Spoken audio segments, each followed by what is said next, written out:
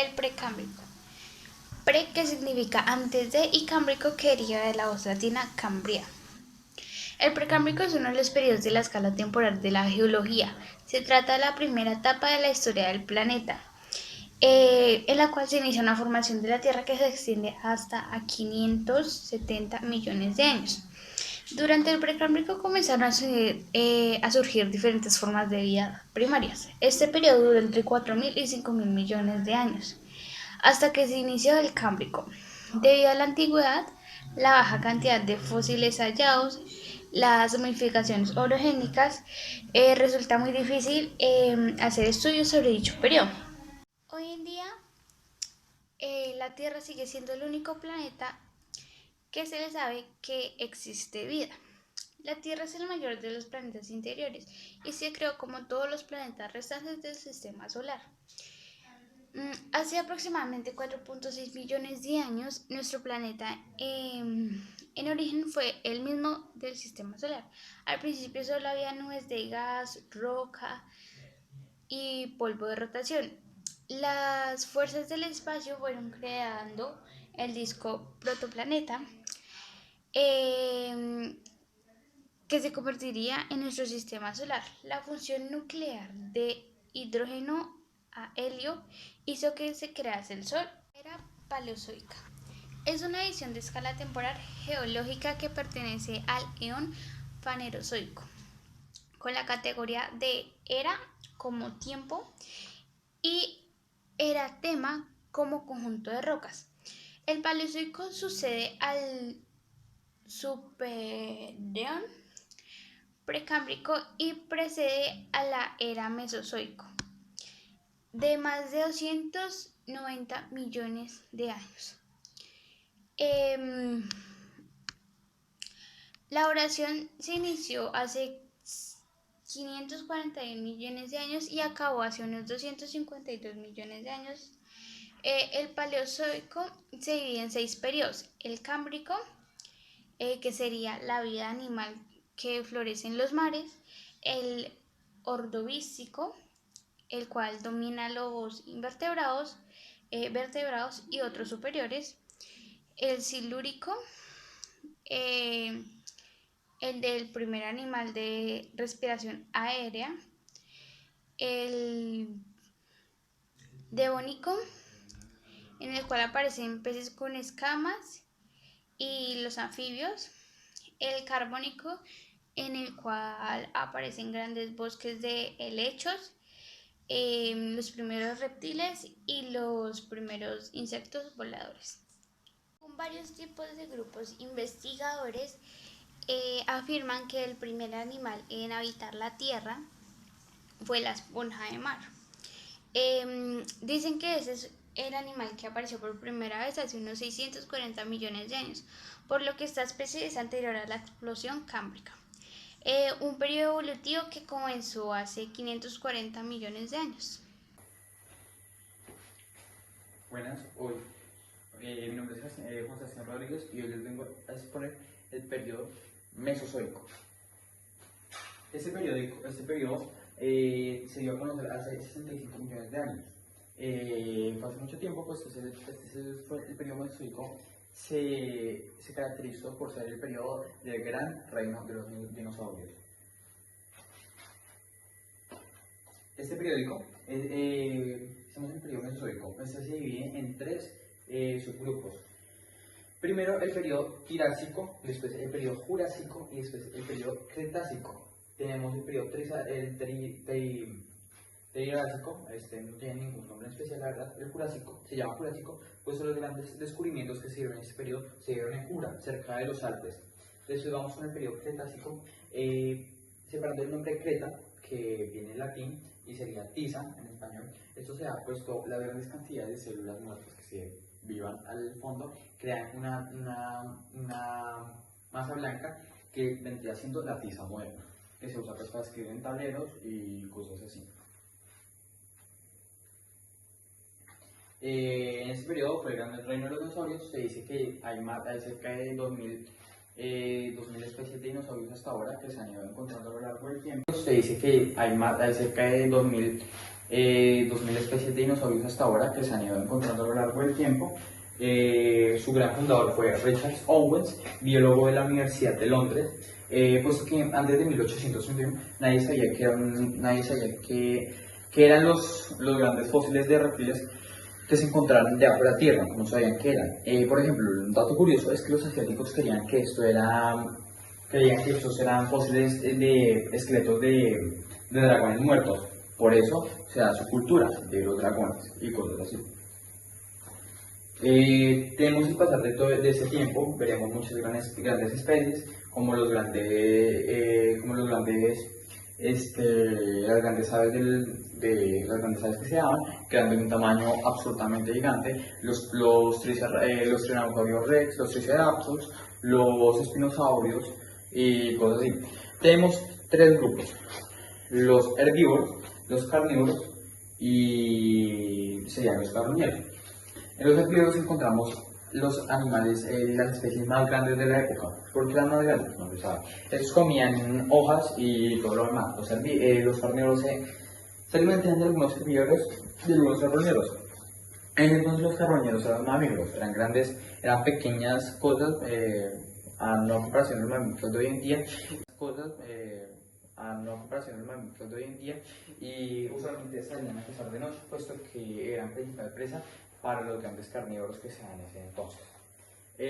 Tenemos tres periodos de muchos cambios y evolución. Un dato curioso es que pues, en el Triásico se dieron las primeras evoluciones y eso. Después llegamos al Jurásico, es cuando empieza a sentar bien en cabeza, que son los dinosaurios, y vamos por último al Cretácico. En el Cretácico ya tenemos una gran población de dinosaurios, es absurdamente gigante, pero para su excepción, al finalizando, ya pasando 80 millones de años de todos estos periodos,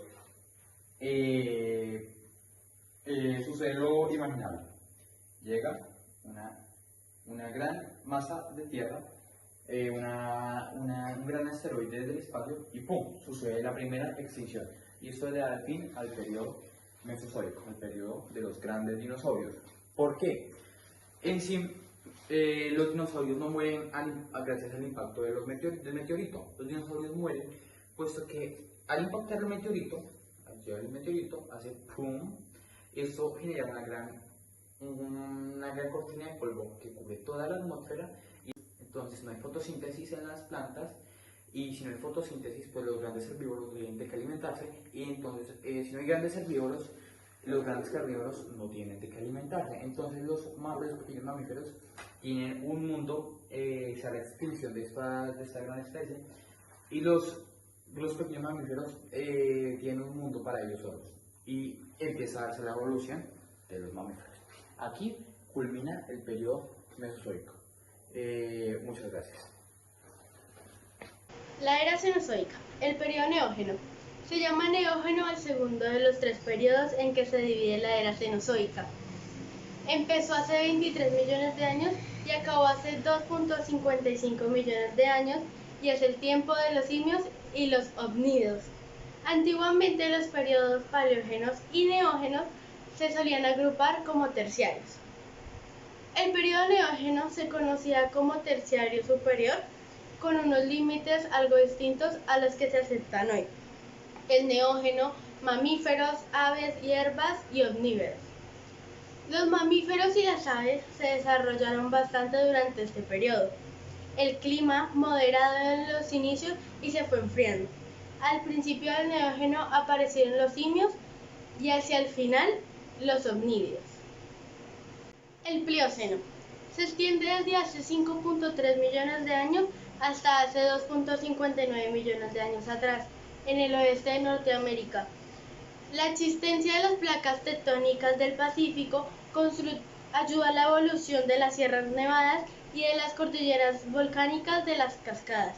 En Europa, los altos continuaron su ascensión apoyando su movimiento de la termodinámica de placas que empujaban las cortezas en algunas regiones amplias de este continente. El Istmo de Panamá colisionándose con Norteamérica. El Neógeno se reparte en dos épocas, Mioceno y Plioceno. El Mioceno comenzó hace 23 millones de años y finalizó hace 5.3 millones de años. El clima era más fresco que el anterior, porque se formó un gran casquete de hielo en la Antártida que acumulaba humedad. Por todo el planeta, varias partes que estaban cubiertas de espesos bosques se convirtieron en praderas. En las zonas áridas se apreciaba nueva vegetación, el chaparral. Los bosques comenzaron a dejar claros donde crecía la hierba. El periodo cuaternario.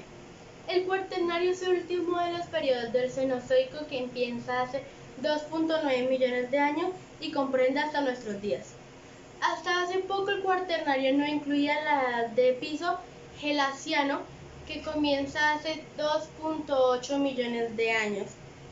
Termina hace 1806 y se encontraba en la última parte del Cenozoico. El cuaternario, la edad de hielo y el hombre.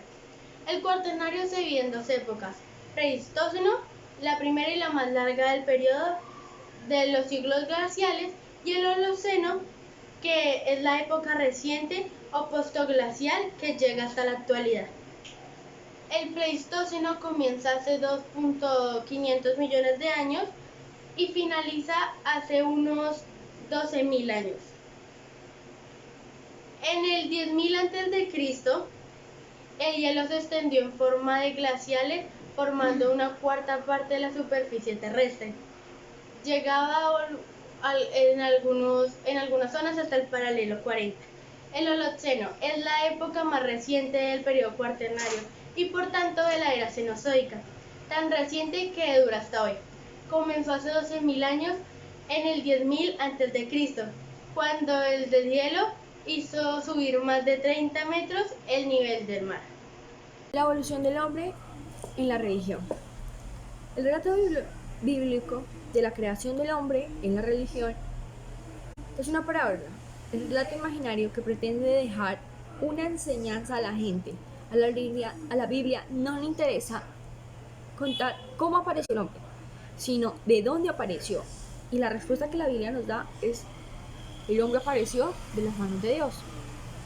Según la Biblia, Dios formó a Adán, el primer hombre sobre la faz de la tierra. Lo formó con barro del suelo. De una costilla de Adán sacó a Eva, la primera mujer, y luego los colocó en medio de un paraíso fantástico.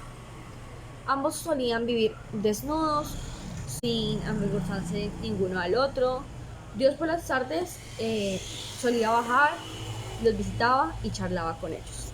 Es donde nos preguntamos: ¿por qué la Biblia relata de esta manera la creación del hombre y la mujer? Sencillamente porque se trata de una parábola, de un relato imaginario que pretende dejar una enseñanza a la gente.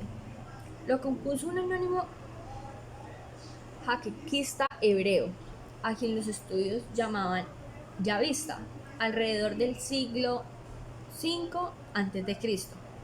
En aquel tiempo no se tenía ni idea de la teoría de la evolución. No se sabía absolutamente nada de que existía una evolución, pero como su propósito no era dar una explicación científica sobre el origen del hombre, sino de proveer de un acercamiento religioso. A él eligió una narración, el tal cual, dada una de los detalles, tiene un mensaje religioso según la mentalidad de la época. Trataré esa historia que nos entusiasmaron cuando éramos unos niños pequeños, nos pone enseñanzas ahorita, enseñanzas dificultades ahora que somos grandes, ¿verdad? La ciencia moderna ha demostrado que el hombre ha ido evolucionando a partir de seres inferiores. Desde Australopithecus hace unos 3 millones de años, pasando por el Homo erectus, el Homo habilis, el Homo sapiens, hasta llegar al Homo que somos en la actualidad. Hoy sabemos que el hombre no fue formado ni por el barro, ni por una costilla, y que al principio no había una sola pareja, sino que había varias parejas, y que los primeros hombres eran primitivos, no dotados de la sabiduría ni la perfección. Eso lo tenemos muy claro.